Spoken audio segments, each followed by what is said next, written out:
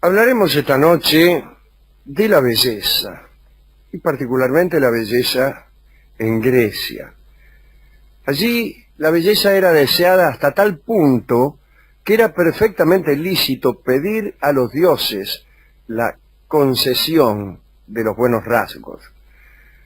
Por feas, las niñas eran llevadas diariamente al templo de Helena, se las colocaba delante de la mujer más bella y se imploraba que la niña fuera liberada de su fealdad. Una persona hermosa después de muerta podía ser incluso objeto de veneración. La misma belleza de una persona hacía suponer a sus enemigos que se trataba de un semidios y que matarlo era digno de castigo. Se daba el caso de dejar sin atacar a un guerrero por solamente ver en su belleza algo de sobrehumano. Es decir, la belleza también inspiraba un cierto temor. Para los hijos que se destinaban a la sucesión en el mando, se deseaba ante todo un aspecto físico correspondiente. Ante todo se creía firmemente que la belleza estaba en relación con la nobleza del alma. Idas, según la Ilíada, era el más fuerte y osado de los hombres. Se había enamorado de la bellísima Marpesa, la hija de Ebeno. Idas, sin siquiera molestarse en cortejarla, la raptó para poder unírsele. Bien. Un día la vio y la subió a la fuerza a un carro alado que le había regalado Posidón. Ebeno, el padre de Marpesa, quiso perseguirlo, pero no pudo darle alcance y se mató en la persecución. Idas regresó entonces tranquilo a Mesenia, su patria, y se casó con Marpesa. Pero allí se encontró con una disputa que no esperaba. Apolo, el dios Apolo, vio a la muchacha y también se enamoró de ella. Quiso robársela a Idas, pero él se opuso y desafió al dios a luchar. Mire qué guapo el tipo.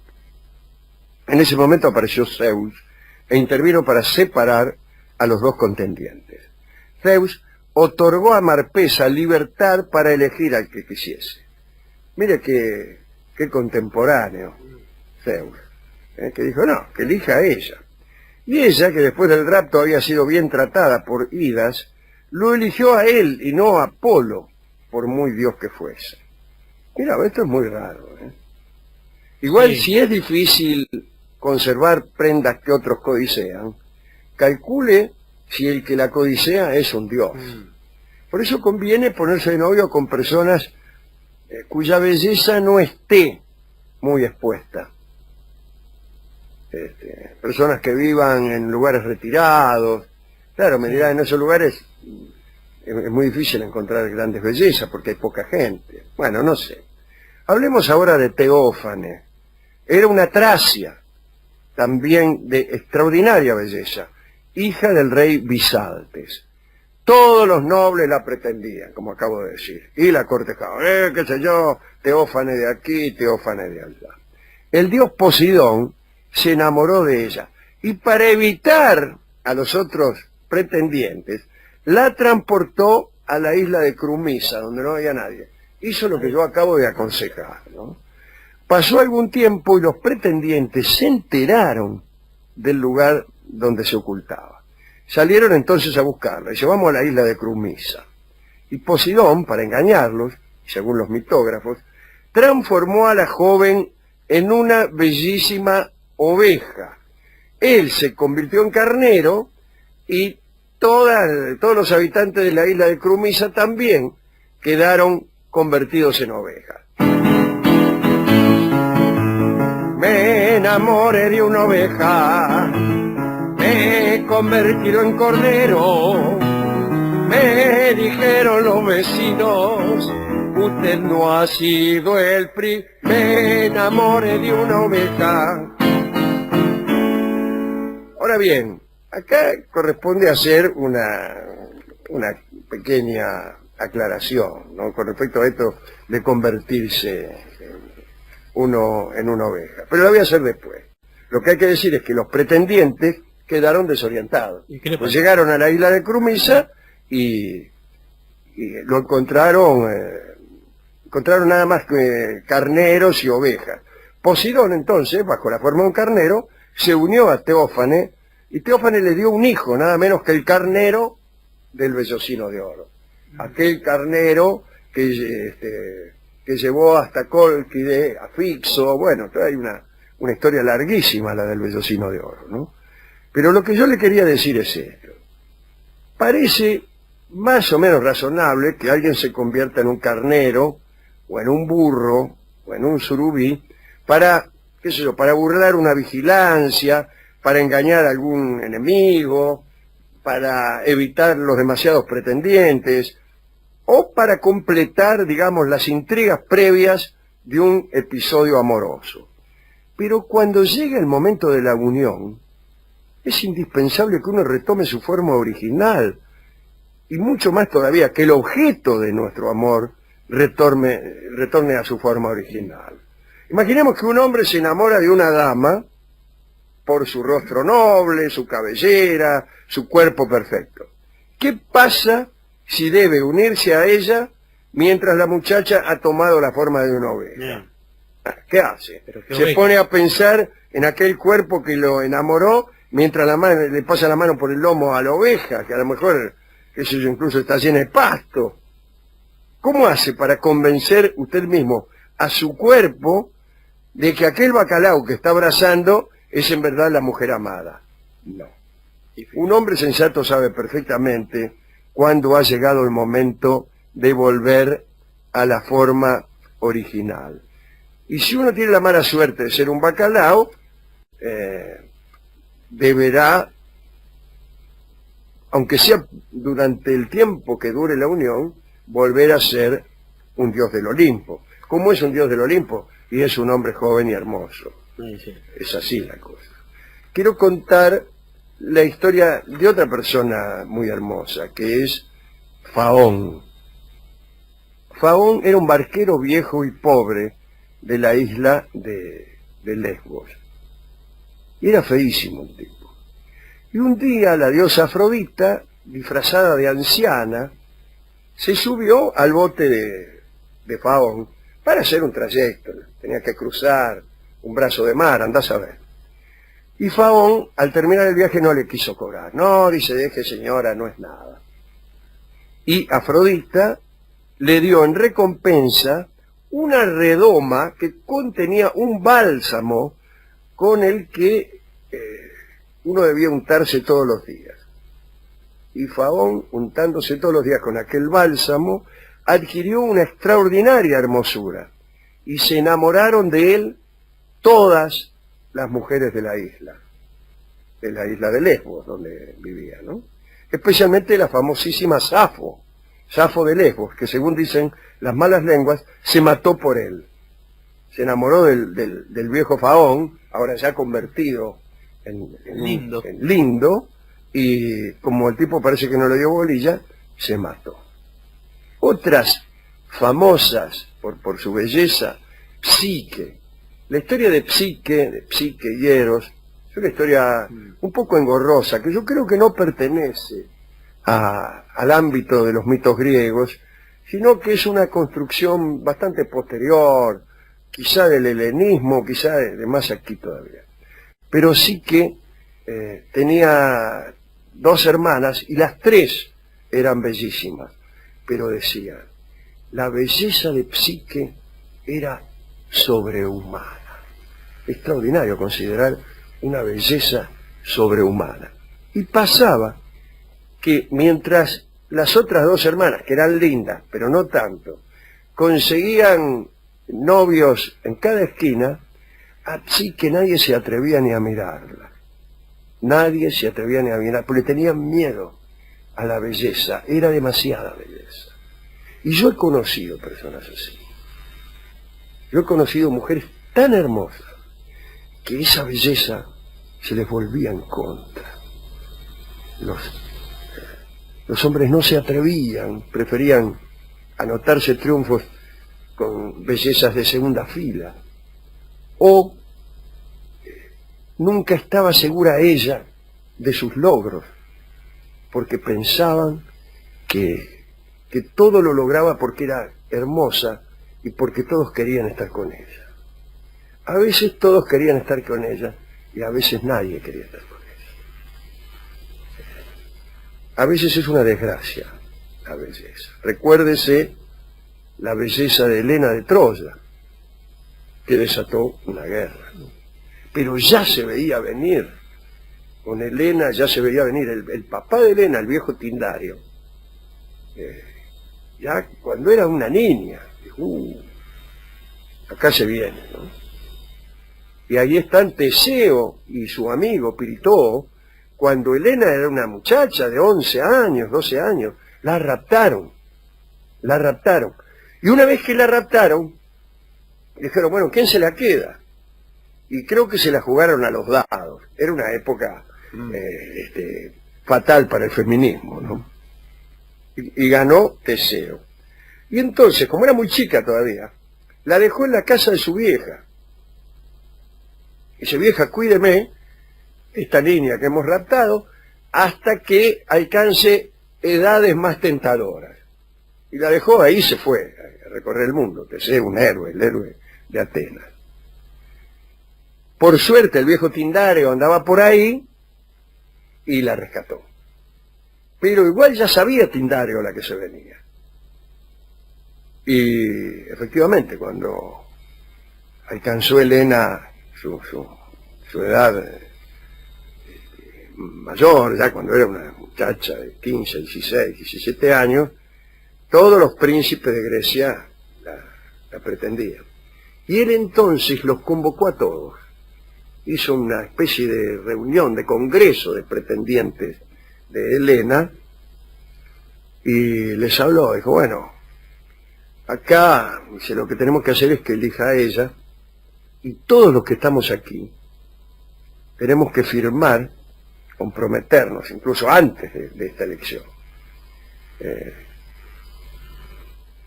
en defender al que Helena elija. Pero no era una idea del viejo Tindario, era una idea de Ulises, de Odiseo, que le había dicho, mire, Tindario, yo le voy a dar un consejo y después usted me va a recompensar. El consejo que le doy es, llame a todos los príncipes y hágale firmar que Helena va a elegir al que más le gusta, y una vez que lo elija, todos los demás se comprometen a salir en defensa del marido si es que alguien le disputa el derecho sobre Helena. Así lo hicieron. Ulises, por el consejo, Odiseo, pidió la prerrogativa de casarse con la nieta de Tindario, que se llamaba nada menos que Penélope. Eso es lo que dije, mire, yo me conformo con Penélope. Y fueron todos los príncipes de Grecia allí a que eligiera. Bueno, la Mena eligió a Menelao, que era el príncipe de Esparta, el hermano de Agamenón, y se casó. ¿Y cuándo estalla la guerra? Bueno, estalla la guerra cuando hay un concurso de belleza entre las diosas, ¿no? Que estaban Afrodita y Hera y Atenea, creo. A ver cuál era más linda. Lo agarraron un pastor que había por ahí, que casualmente, como todos los pastores griegos, no era tal, era en realidad el hijo perdido del rey Príamo de Troya.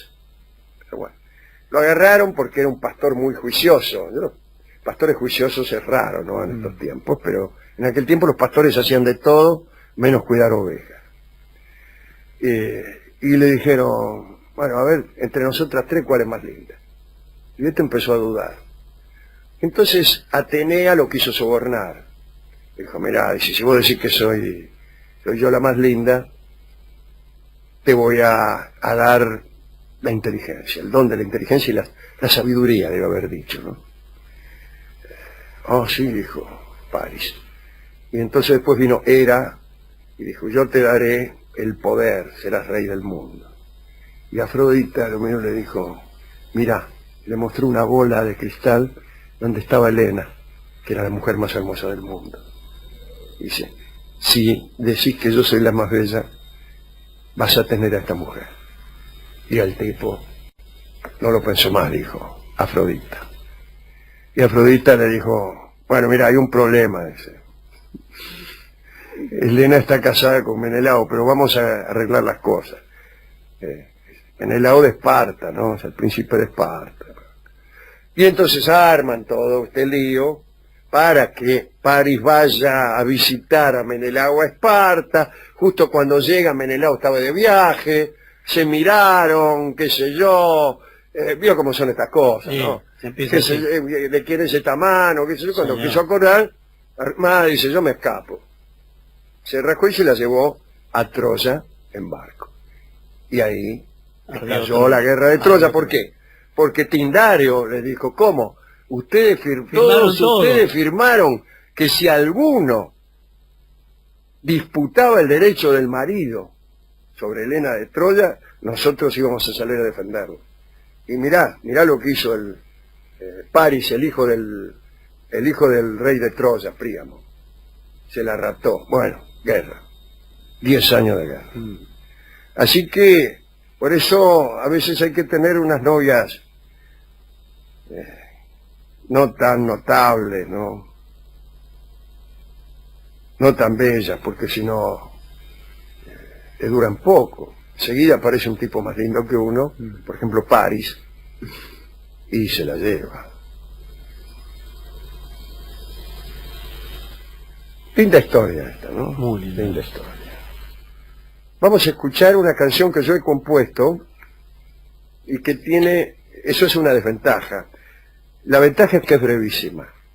La otra ventaja es que la canta Julia Senko con alguna intervención mía. Y lo ponemos muchas veces. Se llama Una Boca. Y es una canción que hace notar la vinculación entre la belleza, en tanto que simetría, en tanto que ritmo, en tanto que regularidad de los intervalos, la belleza en el concepto clásico y casi filosófico y científico, emparentada con la reacción física del cuerpo humano ante esa belleza.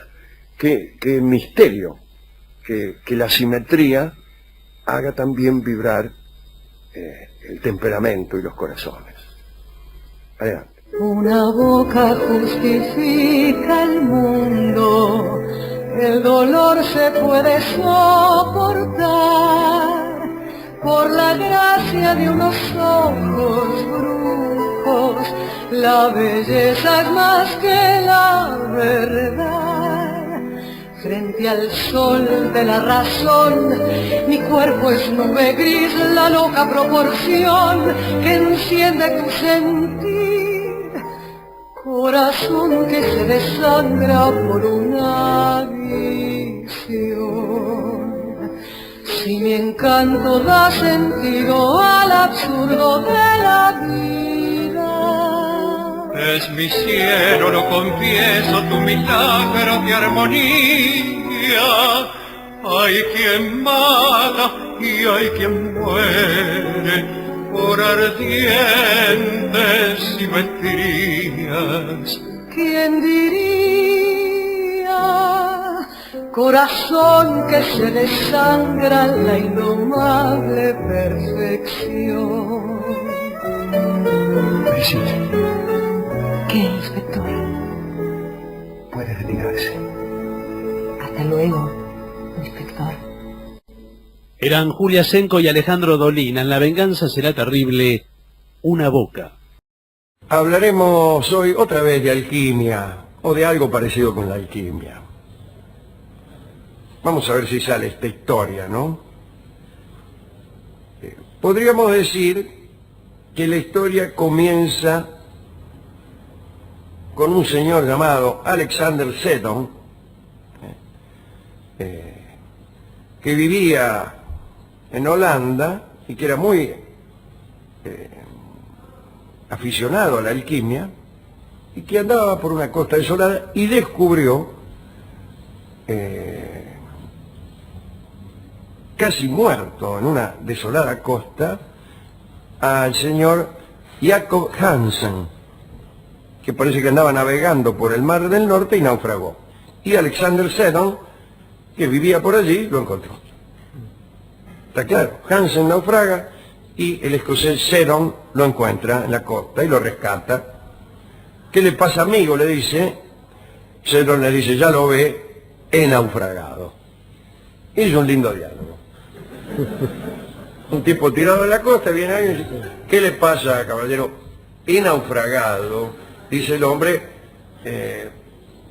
y puede, para demostrar su naufragio, hace un gesto como señalando la ausencia de todo barco.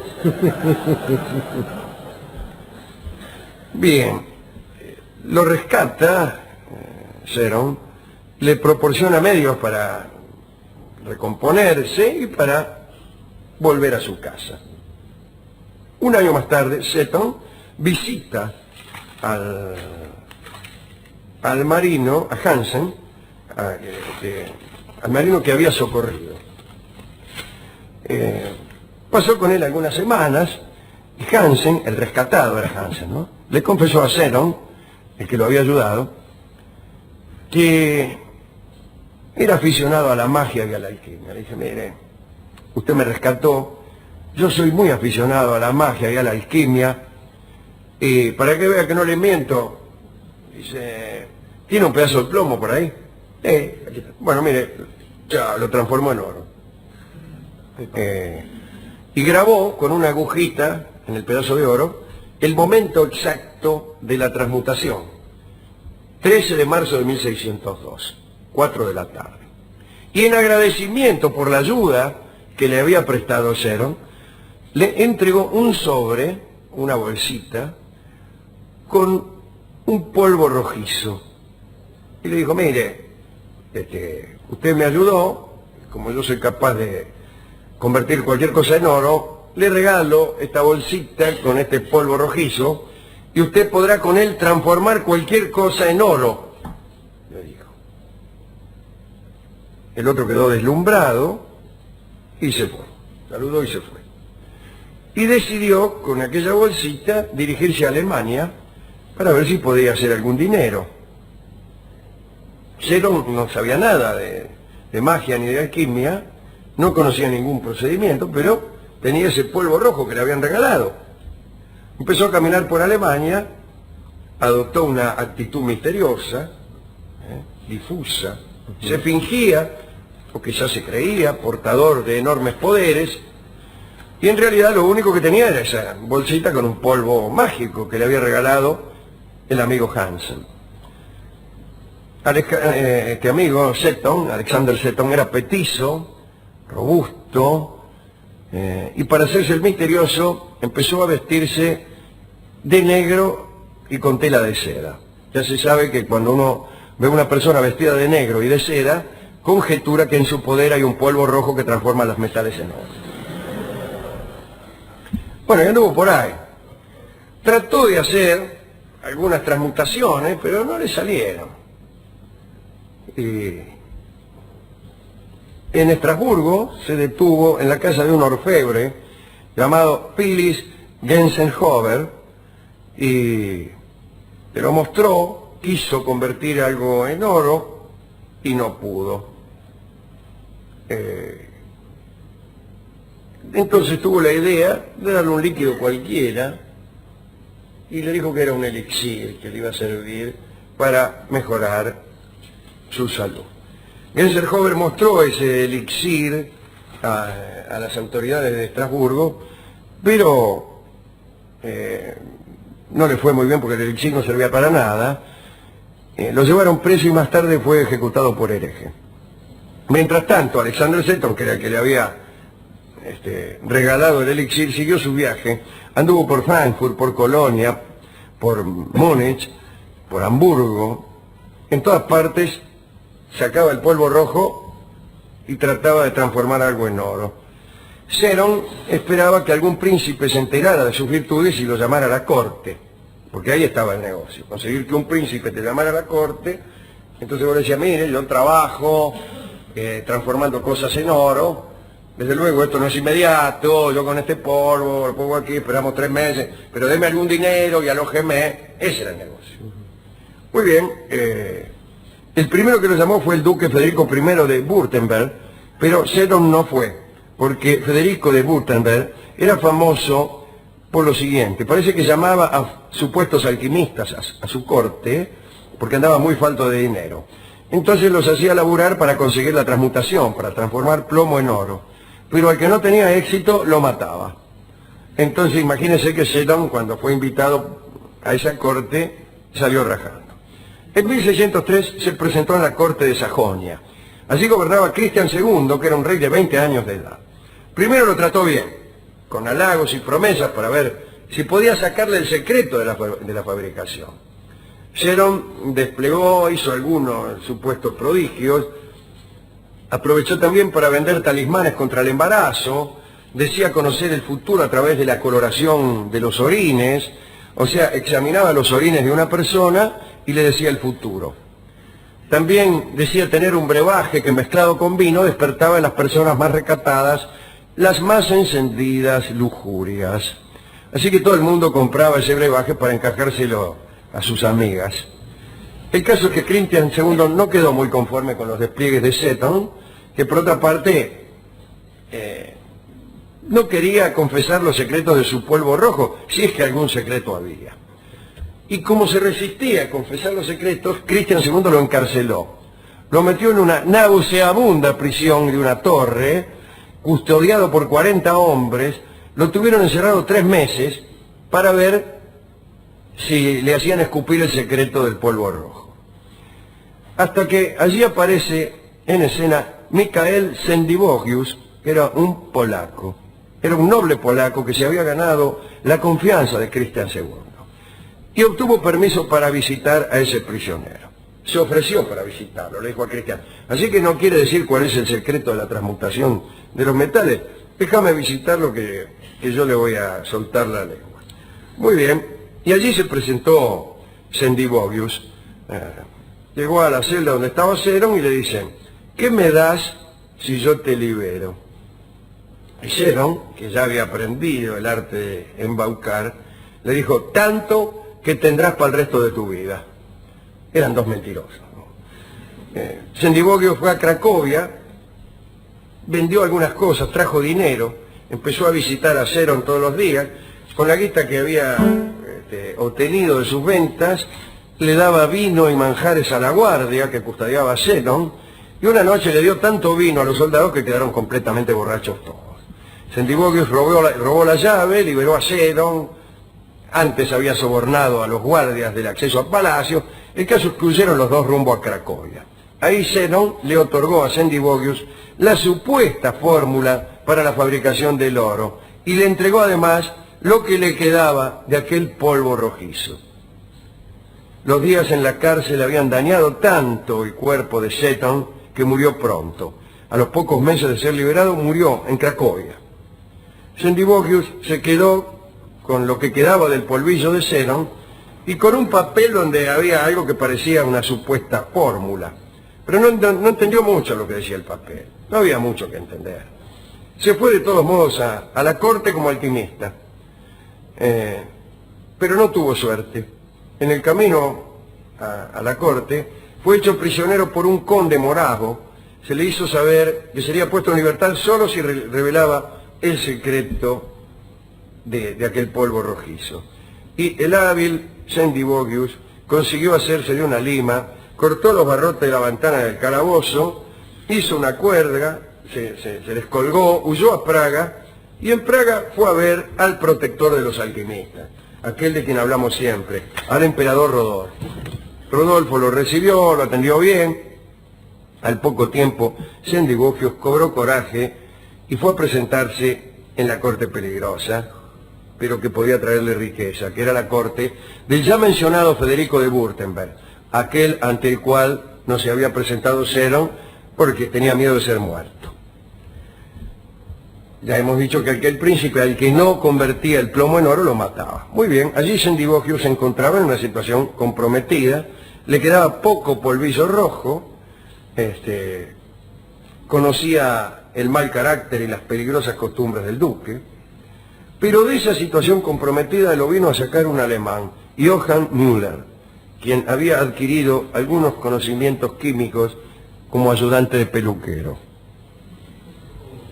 Los ayudantes de peluquero suelen adquirir alguna clase de conocimiento químico. Había hecho circular en Stuttgart el rumor de que era inmune a las balas.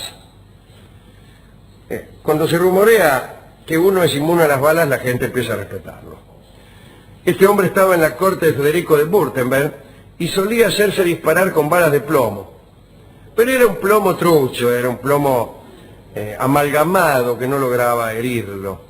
Pero para demostrar su poder ante el duque Federico se hacía tirar unos tiros.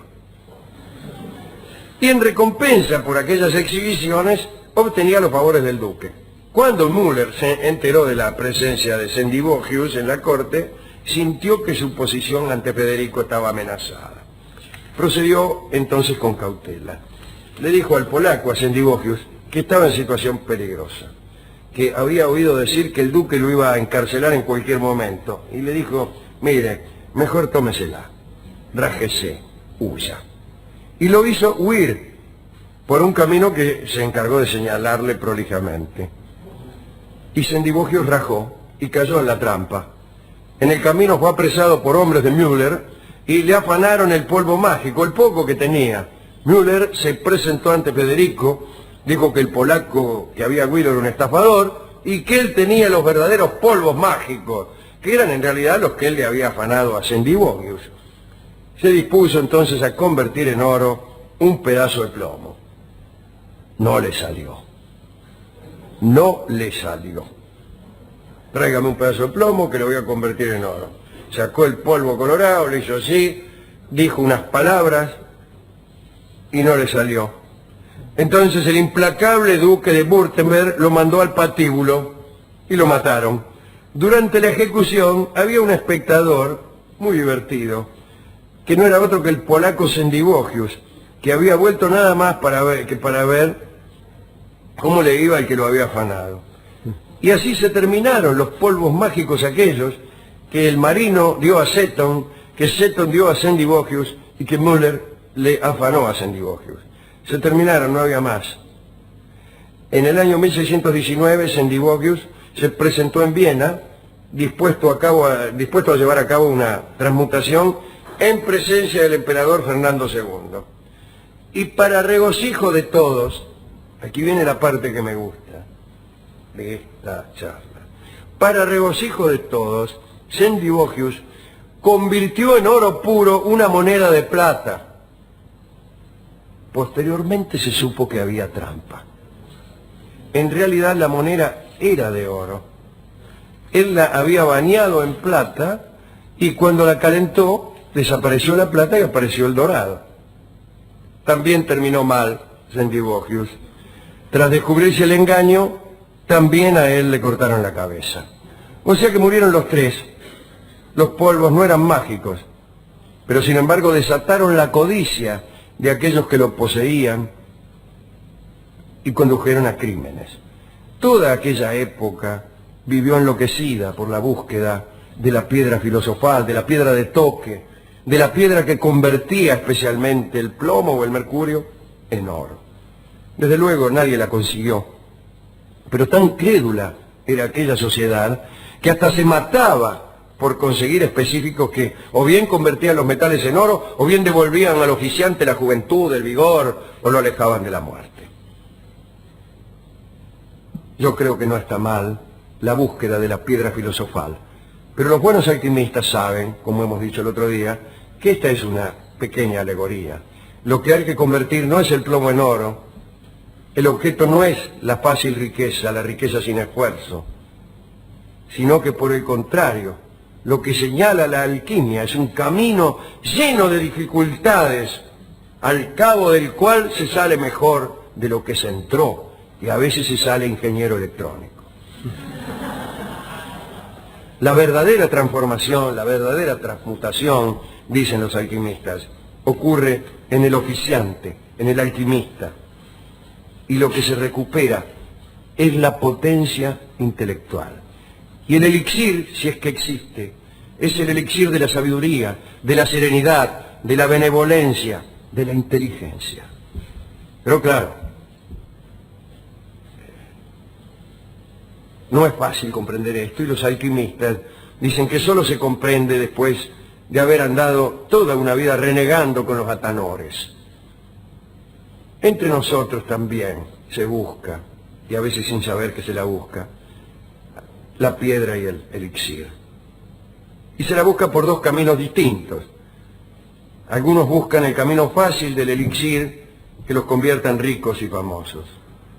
Y otros eligen el camino difícil, el camino de lidiar con el horno alquímico día y noche, noche y día, para obtener finalmente una transformación del propio aspecto, para convertirse uno mismo en una persona más inteligente, más espiritual o más bondadosa.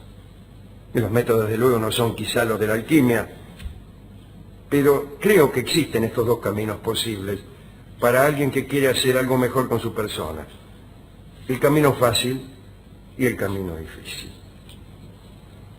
Yo quiero dedicar esta charla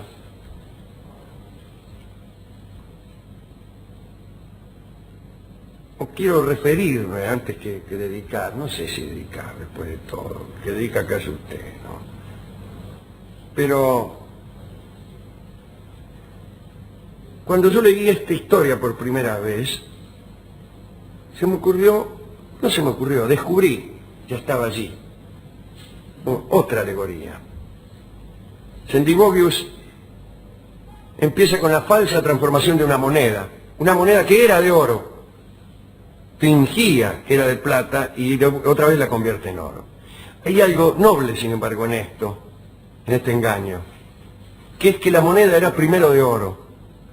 No sé por qué me gusta eso. Y pensé, cuando leí la historia por primera vez, en esa clase de mujeres, especialmente, que siendo hermosas se fingen un poco más feas, que siendo inteligentes se fingen un poco más tontas, que siendo bondadosas se fingen un poco más malas. Es decir, son en realidad hermosas, buenas y geniales, pero a lo mejor por discreción o quizá por perversidad se fingen un poco peores. Y en algún momento, para completar, para hacer más perfecta la seducción, se sueltan el pelo, se sacan el pullover grueso, se sacan los anteojos, se lavan los dientes, apagan la televisión y nos entregan un poco de su alma y de su cuerpo y se revelan como lo que son. Y está muy bien eso, está muy bien eso. Es una buena metáfora esa de la que parece una moneda de plata, pero que en realidad no es de plata, era un engaño, la moneda era de oro. No la mentira de fingirse mejor de lo que uno es, sino también la mentira, la extraordinaria mentira de fingirse uno peor de lo que es, pero con la secreta intención de producir un posterior reconocimiento, una anagnórisis, allí donde lo que parecía de plata era en verdad de oro. Una estafa, me dijo usted un día, que dignifica. Y escribí yo un pequeño cuento al respecto, que creo que se llama Elogios Insuficientes o algo por el estilo. No está mal ir un poco a menos para que crean, digo, que lo hagan los que son de oro. Yo que soy de anchoa no tengo nada que decir, pero el que es de oro, que haga creer que es de plata, está muy bien, está bien. Así que yo me adelanto ahora sí a dedicar esta charla a las personas que parecen de plata, parecen muy buenas y en cambio son extraordinarias. Hay una injuria en el elogio cuando a alguien le decimos sos de plata y resulta que es de oro. Y debe haber muchas personas para quienes nuestros halagos son, sin que lo sepamos, una injuria. Así que les dedicamos a esta gente esta charla, que no es muy interesante, pero que contiene, me parece, una alegoría que es más interesante que la charla, que no es que yo la haya inventado, está ahí, está ahí. ¿Le gustó o no? Muchísimo. ¿Usted Alejandro. tiene alguna dedicatoria particular así para cumplir con sus favorecedores? Sí. Yo discúlpeme si me le adelanté. No, me gustó mucho. Pero es una historia Dedicatoria, ¿no? que yo até con algunas ideas que tenía acerca de cierta gente. Bueno, yo voy a dedicar esto, Alejandro. Usted hablaba del camino fácil y el camino difícil, ¿no? Y recordé que dicen los evangelios que amplio es el camino y espaciosa la puerta que lleva a la perdición. Claro. Y que estrecho es el camino y dificultosa la puerta que lleva a la salvación. Entonces, porque estamos de ese lado, nosotros le quiero dedicar, ni más ni menos que, bueno, el que pronunció esas palabras, que es el Cristo, a Aquiles, que también eligió el camino difícil. Exactamente, le ofrecieron los dos destinos y eligió la vía corta pero gloriosa. Y ya nombrado aquí a Chopin como una de esas personas que nosotros dignificamos por haber elegido el camino difícil, hacerlo complejo, ir en busca de más. Y en este sentido lo atamos con lo que hablaba usted al inicio, Alejandro. Es por ese camino que va el conocimiento y es por ese camino que va el placer, al menos el placer que dignifica al hombre que no es el hombre masa, diría Ortega, ¿no? Ese hombre que es el hombre de selección. Señores, vamos a escuchar, no Falsa Moneda, que escuchamos muchas veces este año porque nos gusta mucho por distintas intérpretes, por Lolita y por Imperio Argentina en realidad. Pero sí podemos escuchar algo mucho peor, que es Moneda Falsa, una canción que yo me atreví a componer y que canta, no es una canción breve, ya que tenía un objetivo teatral que se cumplía al minuto y medio. Van a cantar esta canción, acompañadas por Federico Mizrahi, nuestras queridas Karina Biorlegui y Ruth Ataguile. Moneda Falsa se llama y empieza en este mismo momento.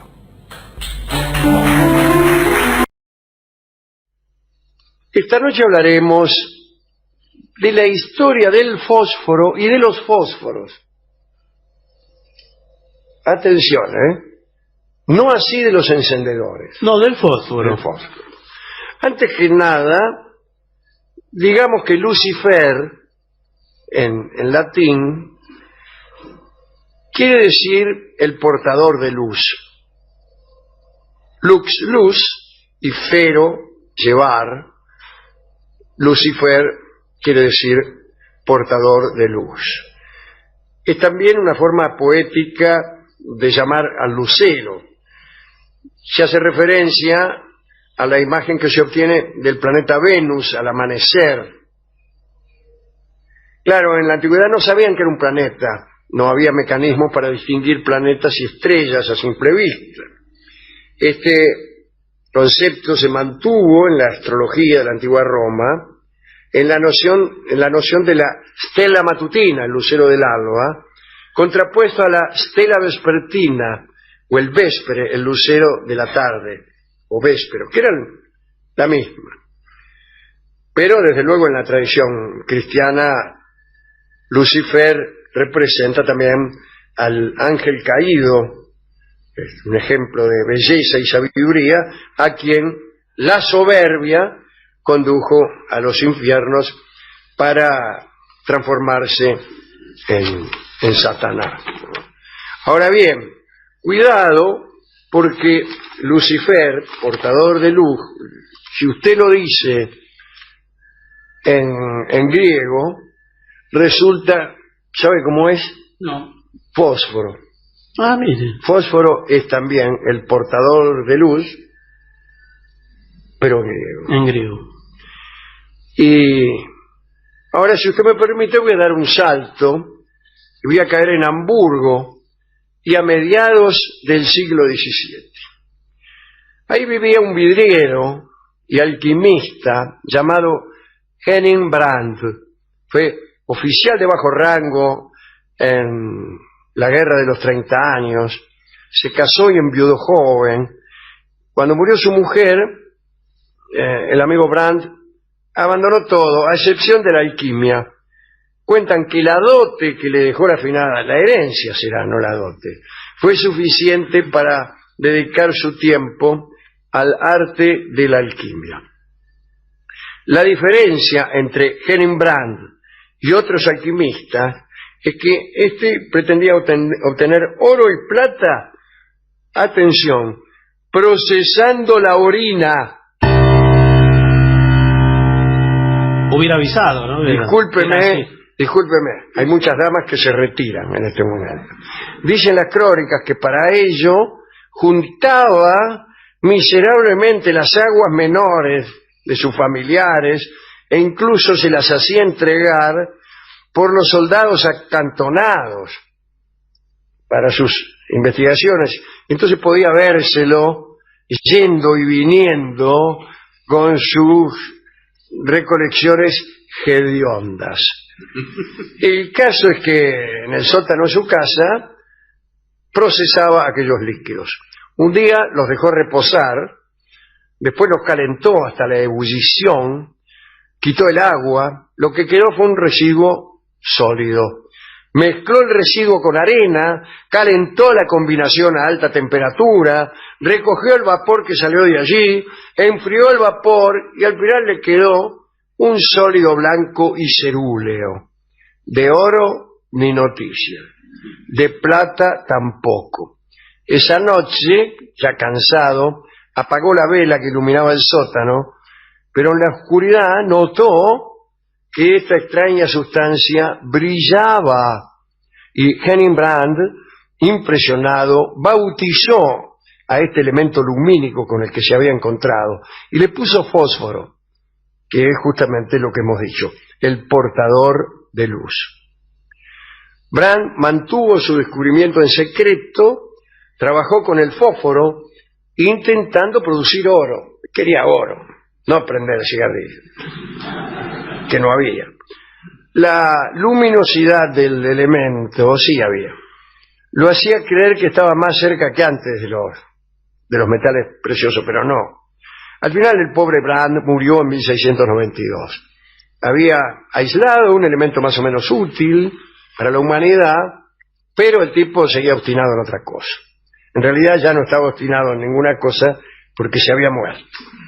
La falta de obstinación de los muertos es proverbial, salvo que uno crea que la muerte es una forma de obstinación. Ahora sabemos que obtuvo una pequeña cantidad de fósforos por reducción del escaso fosfato presente en la orina, discúlpenme ustedes. Al evaporar la urea, obtuvo un material blanco que brillaba en la oscuridad y ardía con una llama brillante. Desde entonces, las sustancias que brillan en la oscuridad sin emitir calor son llamadas precisamente fosforescentes. Ahora bien, una cosa es el elemento fósforo, otra los fósforos, el utensilio. El primer fósforo moderno, autocombustible, lo inventó en 1805 Jean Chancel, ayudante del profesor Louis-Jacques Thénard de París. La cabeza del fósforo era una mezcla de clorato de potasio, azufre, azúcar y goma. Rico. Y se encendía sumergiendo el extremo con esta mezcla en un recipiente con ácido sulfúrico. Bueno, nunca fue muy popular porque era muy peligroso y además tenés que llevar un tarro con ácido sulfúrico. Pero no había que raspar. No había que raspar. Bueno. En el año 1817, François Derosne demostró ante sus colegas de la universidad las propiedades de su fósforo etéreo, que era una tira de papel tratada con un compuesto de fósforo que ardía al ser expuesta al aire, nada más.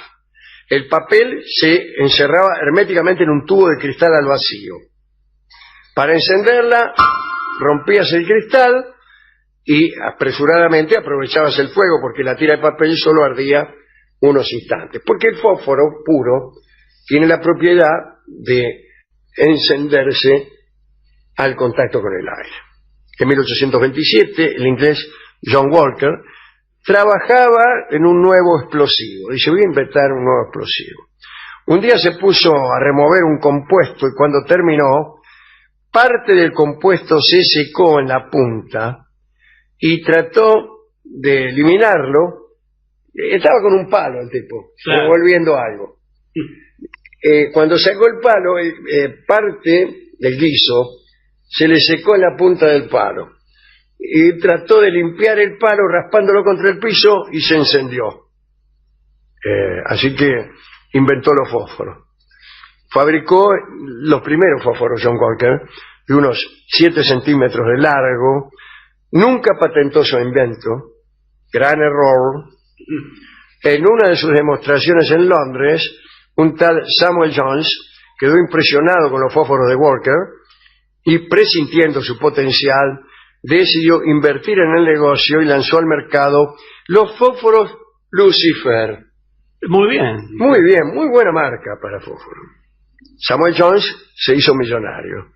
Los Lucifer fueron muy populares e incluso hicieron subir las ventas del tabaco, porque empezó a ser más cómodo prender los cigarros. Claro, había gente con los puchos apagados, casi. no sabía qué hacer, estaban muy saludables, pero... Tenía que frotar 2 palos, Sí, muy llamar a un Boy Scout. Claro. Bueno, cosas así. Pero todavía había problemas, ¿eh?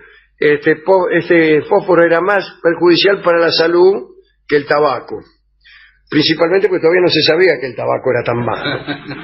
Pero los fósforos soltaban un olor espantoso, ¿no? La llama era inestable, el encendido no se podía controlar, la reacción inicial a veces era muy violenta, casi explosiva, lanzaba chispas a 2 metros, bueno, se quemaba la barba a los tipos. En 1830, el químico francés Charles Soriat añadió fósforo blanco para quitar el mal olor. A cada caja de fósforo le añadía ese fósforo blanco, pero si vos sumabas el fósforo blanco que había en una cajita de 90 fósforos, resulta que había suficiente como para matar a una persona. Y los obreros involucrados en la fabricación sufrieron necrosis de los huesos, de la mandíbula, que desde entonces se llaman fosfonecrosis, y otras enfermedades debidas a la inhalación de los vapores del fósforo blanco. Así que empezó una campaña para prohibir su fabricación. Entonces, lo que hay que decir es que encender un fósforo con solo un movimiento, en un solo lugar y de manera segura, requirió muchos años. Los fósforos de seguridad resultaron del trabajo de 2 químicos suecos. Uno llamado Berzelius, que descubrió que el fósforo blanco podía ser sustituido con un fósforo más benigno, que era el rojo. Pero Berzelius no logró producir un fósforo confiable, pero sí otro tipo, su aprendiz, llamado Pasch, quien dispuso una separación de los ingredientes y consiguió en 1844 lo que hoy se conoce como fósforo de seguridad, que son los que usa la policía, ¿no? Pero que requieren también una lija que es integrada en las cajitas para poder encenderse. Contaré, sin embargo, algo más. En 1861, la empresa llamada Bryan and May hizo el primer fósforo de seguridad en su planta de Londres. Empezó a vender muchísimos. Tanta demanda tenían que el ministro de Hacienda tuvo la idea de poner un impuesto a los fósforos. Medio siglo más tarde, los químicos franceses Caen patentaron el palito con sesquisulfuro de fósforo, que no era tóxico, pero con algo que para algunos fue un retroceso. Era capaz de encenderse con la simple fricción contra cualquier superficie rugosa. A este tipo de fósforos se los llamó fósforos integrales. Son los que se ven en las películas, cuando el cowboy prende el fósforo en su zapato, pero son los que yo conocí cuando era chico. Los fósforos ranchera, en una caja cuadrada de 90 fósforos, que era azul con una banda diagonal blanca y escrita en rojo con letra cursiva. La marca existe todavía. Sí. tenían en la punta no una lija con una composición química, sino simplemente una rugosidad parecida a una pared. Y los fósforos en aquel entonces se prendían raspándolo contra la pared. Y la punta era blanca, no era roja. Y los fósforos eran de papel y no de cera. Recién después, ya siguiendo la línea de los fósforos Victoria, vinieron los fósforos que solamente se encendían si vos los raspabas con una lija preparada con químicos idóneos. No por químicos idóneos. Bueno, o también. Bien. Pregunto una cosa. ¿Siguen existiendo los fósforos en forma de carterita? ¿O los han prohibido? Prohibido no sé. Por atentar contra algo. No, se lo dan por ahí los en hoteles. los hoteles, Pero como los hoteles promoción. mal te pueden dar fósforos carteritas si está prohibido prender fuego en las Ahora en los habitaciones. hoteles no le dan más de eso. me parece. Claro. ¿Cómo hace un asado con el parqué del Victoria Plaza? No, tiene que pedir al conserje que le traiga otros fósforos, y no esos. Bueno. A mí hace un tiempo me habían dicho, no sé si es cierto, que todos los fósforos del mundo Sí. se fabrican en Suecia. Ah. Y usted nombró a los dos suecos Sí, que sí, a hicieron dos suecos. el fósforo. Y a lo mejor es cierto. Es sí. verosímil, por Bueno, la madera. Por empezar, en la época de Bisset, había una fábrica de fósforos donde ahora está la Municipalidad de Sevilla, la Universidad de Sevilla. Ah, mire. Ahí fabricaban fósforos o cigarrillos. Ah, Alguien se debe acordar de este dato. Bueno, no lo sé. Debe ser mentira.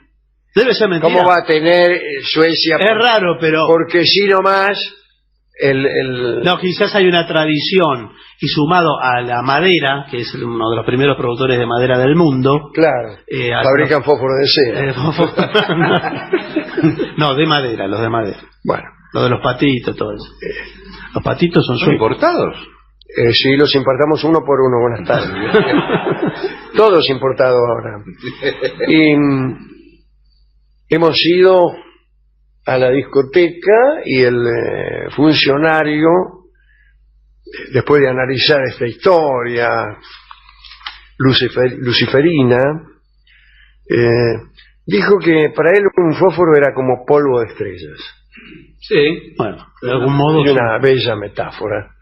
Y entonces escucharemos la canción que se llama Stardust, o sea, Polvo de Estrellas, por Frank Sinatra con la orquesta de Tommy Dorsey.